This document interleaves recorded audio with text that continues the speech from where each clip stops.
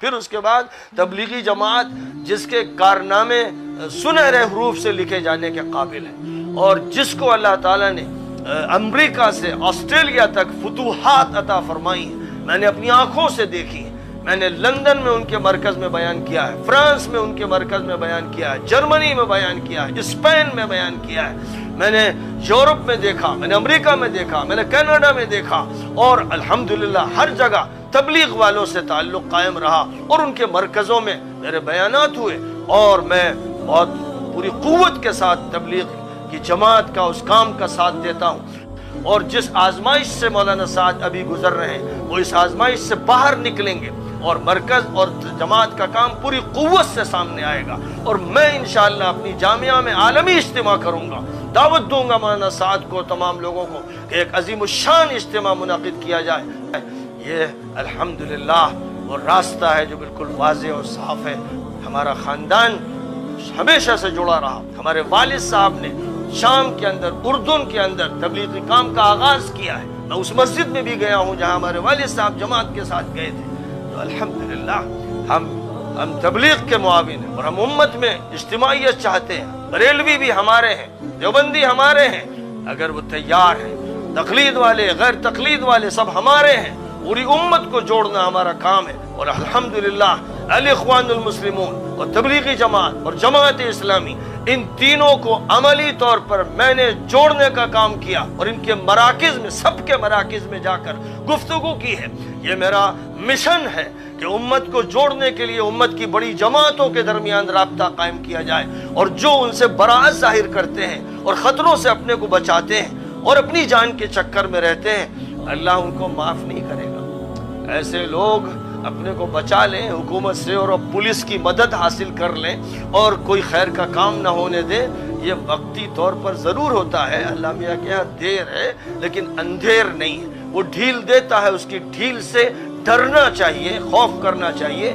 توبہ کرنا چاہیے۔ کاش کہ ہم لوگوں کو توبہ نصیب ہو جائے اور ہم سب لوگ حق پر آ کر پوری قوت کے ساتھ جمع ہو جائیں اور اپنے تمام اختلافات کو بس قرآن و سنت کی روشنی میں حل کریں، تو انشاءاللہ ایک دن میں حل ہو جائیں گے، اور اس کے بعد ایک مضبوط پلیٹ فارم پر امت آگے بڑھے گی اور فتوحات حاصل ہوں گی۔ وآخر دعوانا ان الحمدللہ رب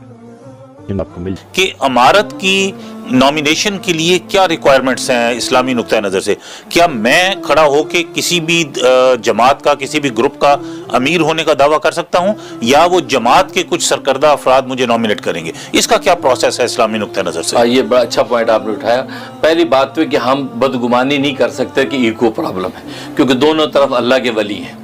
اور یہ دونوں اللہ کے ولی جو ہے وہ کس کے لڑ رہے ہیں؟ دین کے لیے، تاکہ وہ نظام، کیونکہ نظام کے استحکام کے لیے لڑ رہے ہیں، اور نظام کا استحکام اگر نہیں ہوگا تو یہ دین کا کام تتر بتر ہو جائے گا۔ یہ ایسے ہی جیسے مسجد میں ایک امام مقرر ہوتا ہے، ایک مؤذن مقرر ہوتا ہے، مؤذن کو اذان دینے کا حق ہے، وہ اسی کو اقامت کا حق ہے، امام کو امامت کا حق ہے، تو یہ اب وہاں اگر امامت کے مسئلے پہ کوئی دوسرا بندہ آنے کی کوشش کرے گا کہ آپ پڑھے میں نماز پڑھاؤں، تو امام اس کو روکے گا،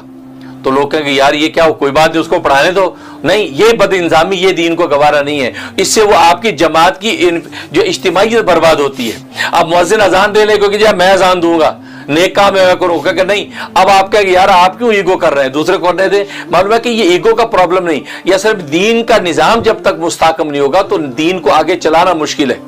اسی وجہ سے آپ نے دیکھا جو عثمان رضی اللہ تعالیٰ جو امیر تھے، اس وقت امیر المومنین تھے، تو مطالبہ تھا آپ استعفیٰ دے دیں، آپ ہٹ جائیں سامنے سے، لیکن آپ نے امارت نہیں چھوڑی۔ آپ شہید ہو گئے لیکن امارت نہیں چھوڑی، کیونکہ امارت چھوڑنے کا مطلب یہ ہے کہ پھر یہ ریت شروع ہو جائے گی کہ جب بھی بلوا کیا اور امیر کو ہٹا دیا، جب بلوا کیا امیر کو ہٹا دیا تو نظام تتر بتر ہو جائے گا۔ اس لیے نظام کے استحکام کے لیے تو دونوں طرف اللہ کے ولی ہیں، یہ دونوں اصل میں نظام کے استحکام کے لیے یہ کر رہے ہیں۔ باقی اجتہادی طور پہ کون غلطی پر ہے، کون ثواب پر ہے، یہ ایک الگ بحث ہے کہ اجتہادی غلطی یہاں کس سے ہو رہی ہے، لیکن یہ کہ اس کو ایگو ہم نہیں کہہ سکتے۔ اور دوسری بات یہ کہ ظاہر ہے کہ جیسے آپ نے کہا کہ بھیا ایگو پرابلم لگ رہا ہے اور یہ اس طریقے سے کر رہے ہیں، باقی یہ کہ نامینیشن کیسی ہوگی، اصل میں بات یہ کہ جو تاریخی حقائق ہیں، مولانا سعد صاحب جو ہے ان کا کہنا یہ، ان کے گروپ کا کہنا یہ کہ وہ امیر بنے نہیں، وہ تو پہلے سے بنے بنائے ہیں، کیونکہ 10 بندوں کی جب شورا ہے اور ان میں سے لوگ اللہ کو پیارے ہوتے چلے گئے، اب یہ ایک آدمی رہ گیا لہذا اب یہ اہل ہے، باقی سب جونیئر ہے، یہ سینئر ہے، جب سینئرٹی اس کو حاصل ہے لہذا اس کے سائے میں باقی پوری شورا کام کرے، اور یہ گویا کہ امارت کے حقدار ہو گئے۔ تو اس طریقے سے امارت، اور یہ دین اسلام میں امارت کا مسئلہ تو اتنا اہم ہے کہ رسول اللہ صلی اللہ علیہ وسلم کی کہ ابھی جسد اطہر پڑا تھا، تدفین نہیں ہوئی تھی کہ امارت کو مقرر کیا گیا، فوراً خلافت کی منصب پہ حضرت ابوبکر صدیق رضی اللہ عنہ کو بٹھایا گیا، کیونکہ وہاں انتشار شروع ہو گیا۔ سعد ابن عبادہ کے جو لوگ تھے، وہ سعد ابن عبادہ جو کہنے لگے میں انصار کا سردار ہوں، لہذا میں اہل ہوں، میں بنوں گا ان کے آپ کے بعد۔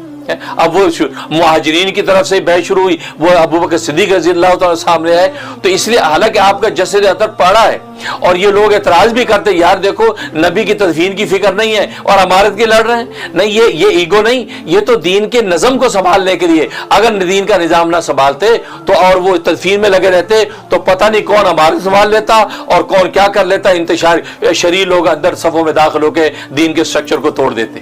اس لیے امارت کو جو متعین کرنا یہ بہت ضروری ہوتا ہے۔ اسی بات کی یہ جنگ ہے کہ دونوں گروپ جو ہے وہ اس امارت کو متعین کرنا چاہتے ہیں یا شرعی نظام کو متعین کرنا چاہتے ہیں تاکہ دین کا نظام نہ ٹوٹے۔ شریر لوگ ان میں شامل ہو کے دین کی عمارت کو نقصان پہنچا دیتے، توڑ دیتے۔ بڑی خوبصورت بات کہی آپ۔ میں ایک غم میں آپ کو شریک کرنا چاہتا ہوں۔ ہمارے اللہ نے ہمیں یہ تبلیغ کا کام بہت عالی شان کام دیا ہے، اور پوری دنیا میں اللہ کے فضل سے نظام الدین سے یہ کام، نظام الدین دلی کی ایک بستی تھی، خواجہ نظام الدین اولیاء رحمۃ اللہ علیہ کا وہاں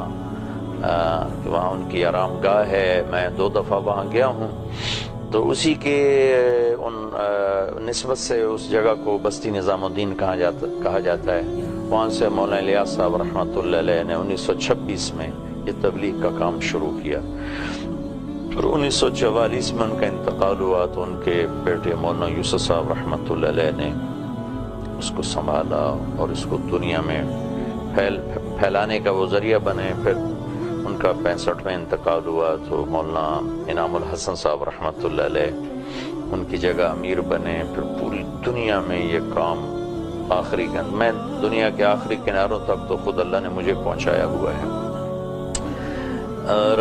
پھر 95 میں ان کا انتقال ہوا تو پھر ایک شورا بنی جس میں مولانا یوسف صاحب رحمۃ اللہ علیہ کے پوتے حضرت مولانا سعد صاحب دامت برکاتہم، اللہ ان کی زندگی میں، عمر میں، صحت میں،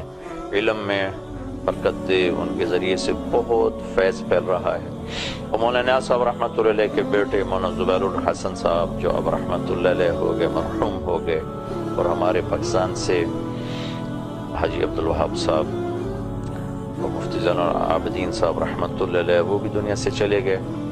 تو ان حضرات کے اجتماعی مشورہ سے پھر یہ اللہ نے تبلیغ کی محنت کو بہت خوبصورت انداز میں پوری دنیا میں دین کو متعارف کروانے کا سبب اور ذریعہ بنایا ہے۔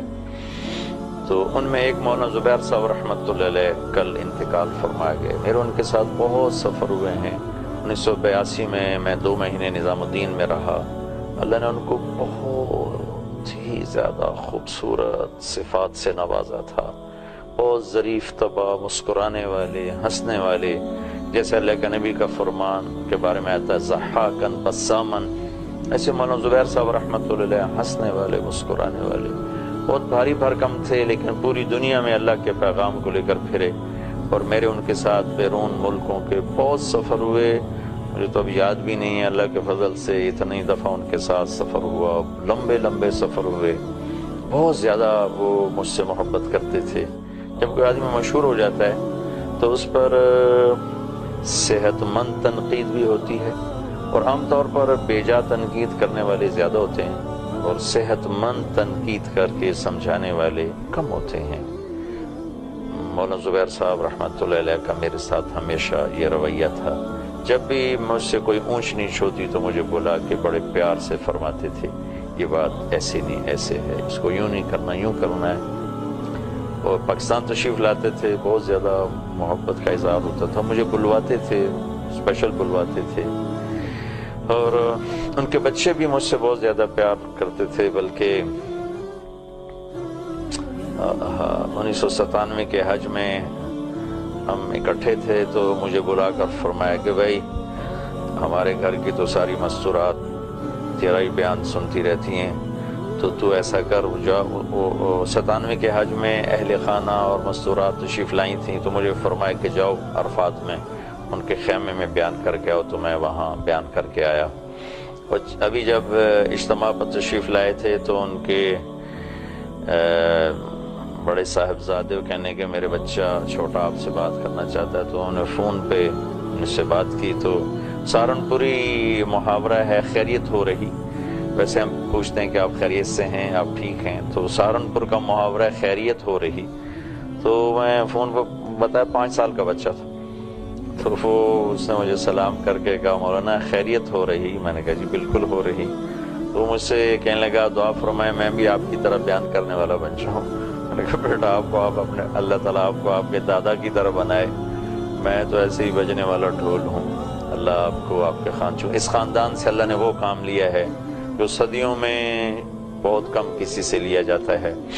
تو اللہ تعالیٰ ان کو اپنے جوار رحمت میں جگہ بخشے۔ آپ سب جو بھی میری بات سن رہے ہیں ان کے لیے سال ثواب کریں، ان کے لیے نفل پڑھیں، ان کے لیے دعا فرمائیں، اور ان کے بچوں کے لیے دعا کریں کہ اللہ ان کو اپنے باپ کا اپنے دادا کا صحیح جانشین بنائے۔ اور اساتذہ صاحب کے لیے دعا فرمائیں کہ اب وہ اکیلے ہو گئے ہیں، ان کے کندھوں پر سارا بوجھ آ گیا ہے، اللہ ان کو ہمت بھی دے، صحت بھی دے، بصیرت بھی دے، فراست بھی دے،